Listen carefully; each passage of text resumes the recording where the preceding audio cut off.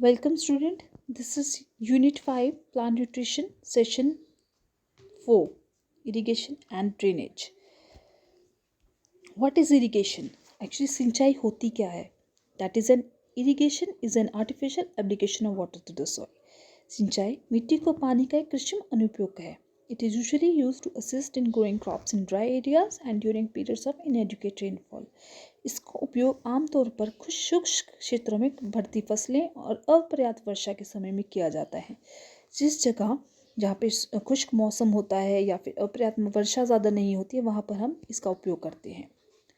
So, irrigation is the process of applying controlled amount of water to plants and needed intervals. सिंचाई आवश्यक अंतराल पर पौधों को नियमित मात्रा में पानी लगाने की प्रक्रिया होती है. सिंचाई से कृषि फसलों को उगाने में मदद मिलती है, भू संकलन होता है और सूखे क्षेत्रों में परेशान मिट्टी को फिर से उगाया जाता है.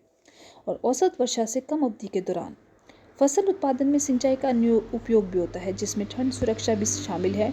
अनाज के खेतों में खरपतवार की वृद्धि or preventing soil consolidation. In contrast, agriculture that relies only on direct rainfall is referred to as rainfall.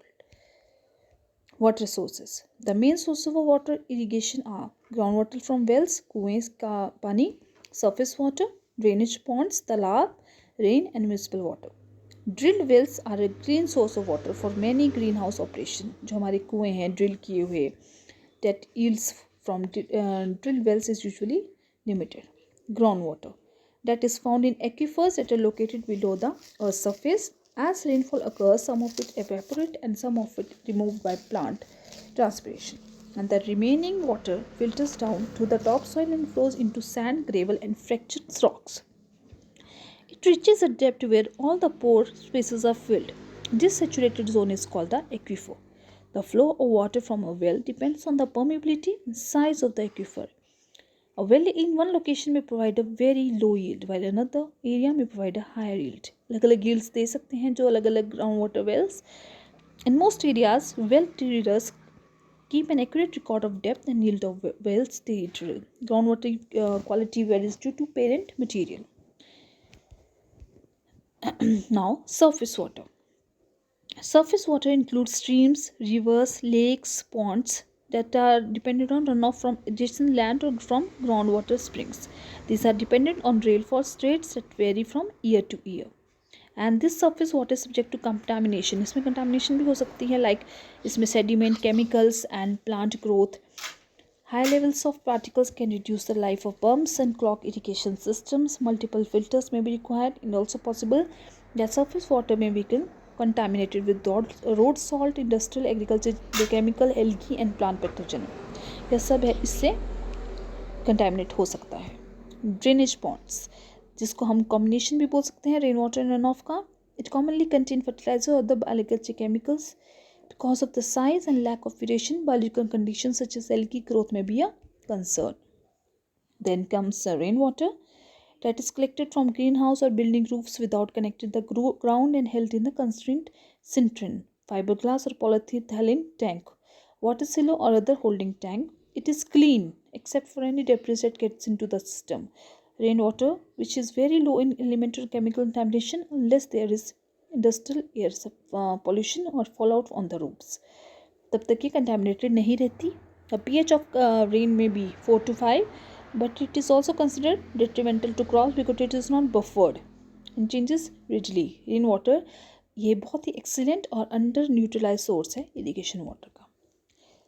Now comes micro irrigation, जिसको हम localize irrigation, low volume irrigation, trickle irrigation भी कह सकते हैं. यह एक सिस्टम है where water is distributed under low pressure through a pipe network.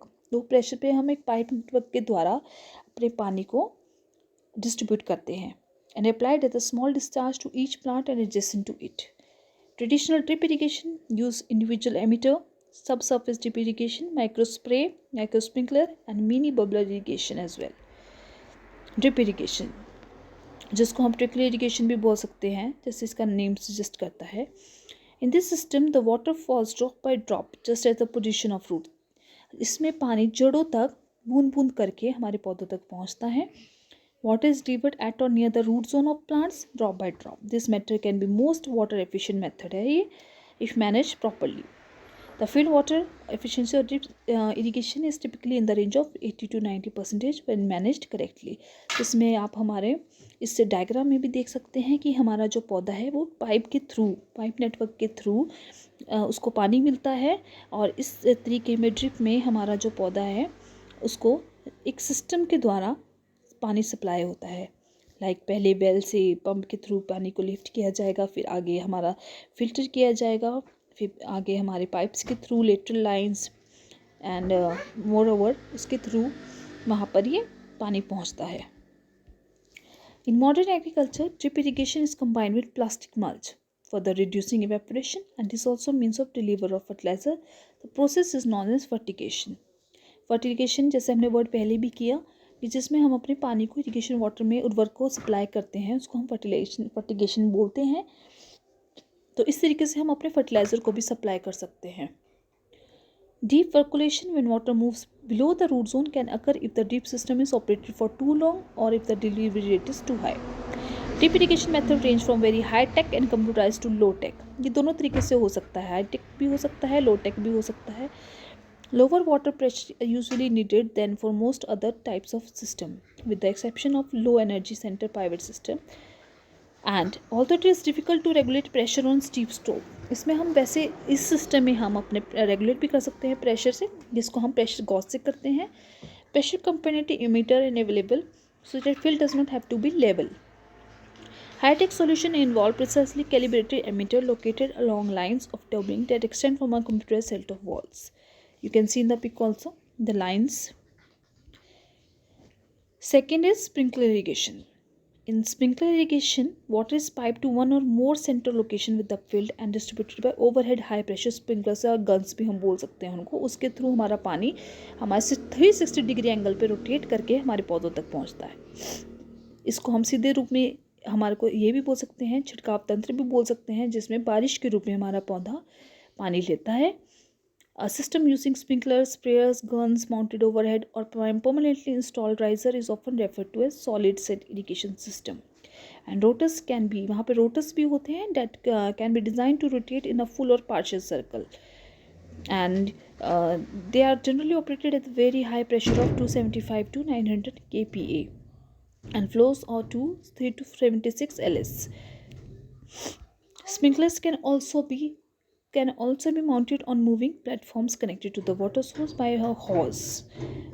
इसमें एक hose भी होती है. Most of them use a length of polyethylene tubing bound on the steel drum. After the tubing is bound in the drum powered by the irrigation water, the small gas engine, the sprinkler is pulled across the field. When the sprinkler arrives back at the reel, the system shuts off. This type of system is known to most people as a water rail traveling irrigation sprinkler, and they can be used extensively for dust suppression and land application of wastewater.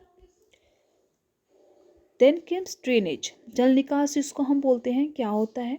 Removal of water from the soil. It has two main goals: prevention of seepage, improvement of soil properties. Drainage systems means the different methods to be used for dewatering the foundation and to keep the foundation safe. And drainage is a natural या फिर artificial removal of surface water, जिसमें हम जल निकासी में सतह के पानी की प्रक्रिया या किस्म हटाने, पानी की अधिकता को वाले क्षेत्र में उपस्थयी पानी है जहाँ पर वहाँ से पे हम अपने पानी को रिमूव करते हैं. And internal drainage of most agricultural soil is good enough to prevent severe waterlogging, but many soil need artificial drainage to improve production and to manage water supplies. Types: it can be of two types, natural या फिर artificial. Many areas have some natural drainage. This means that excess water flows from the farmer's field to swamps or lakes. जिसमें सीधे ही पानी खेत से निकलता है और चला जाता है. Natural drainage, however, is often inadequate and artificial and man-made drainage. And there are two types of artificial drainage: surface drainage and subsurface, जिसमें हम स्तर जल निकासी और उपस्तर जल निकासी भी बोल सकते हैं. Surface drainage में it is the removal of excess water from the surface of the land that is normally accomplished by shallow ditches, also called open drains. यह आमतौर पर उथले खाई द्वारा पूरा किया जाता है, जिसे खुली नालियाँ भी हम कह सकते हैं. जो shallow ditches discharge into larger and deeper collector drains. In order to facilitate the flow of excess water towards the drain, the field is given an artificial slope by means of land grading. You can see in the pic also. Now comes subsurface drainage. It is a removal of water from the root zone. It is accomplished by deep open grains or buried deep grains. And the excess water from the root zone flows into the open drains. The disadvantages of this type of subsurface drainage is that it makes the use of machinery difficult. Then comes the pipe drains, that are buried pipes with opening through which the soil water can enter. The pipes convey the water to a collector drain. नालियों के उद्घाटन के साथ pipe को लगाया जाता है जिसके माध्यम से मिट्टी का पानी प्रवेश कर सकता है और पाइप एक कलेक्टर नाली को पानी से अवगत कराते हैं. Two main goal of drainage, टपका की रोकथाम के लिए भी यूज़ होता है, प्रिवेंशन ऑफ सीवेज के लिए, और इम्प्रूवमेंट ऑफ सॉइल प्रॉपर्टीज़, मिट्टी के गुणों में सुधार करने के लिए भी यूज़ होता है. Thank you.